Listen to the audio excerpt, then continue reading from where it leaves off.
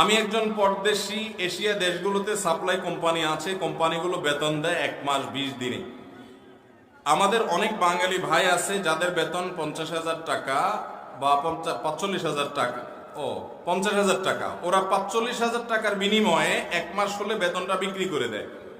আমার প্রশ্ন হচ্ছে যে ব্যক্তি 5,000 টাকার বিনিময়ে এই বেতনটা কিনলো, তার টাকাটা হালাল হবে না হারাম হবে? খুব সুন্দর প্রশ্ন। আমি সৌদি আরবে থাকতেও এরকম অনেক ঘটনার সাক্ষী হয়েছি। আমি জানি, দেখেছি যে মানুষ এরকম করে।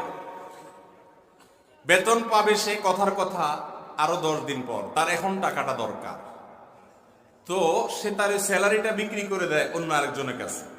এগুলো অনেক সময় ইন্ডিয়ান, ফিলিপাইনি, অন্যান্য দেশি, এমনকি নিজের দেশিদের কাছেও কেনাবেচা করে অনেক বাংলাদেশি ভাইরা।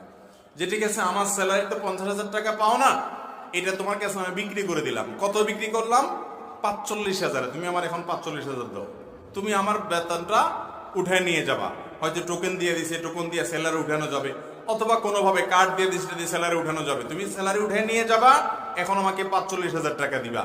এটা জায়েজ হবে না, কারণ আপনি এখানে তার কাছ থেকে মূলত লোন নিয়েছেন, এবং লোন নিয়ে বিনিময়ে আপনি কি করছেন?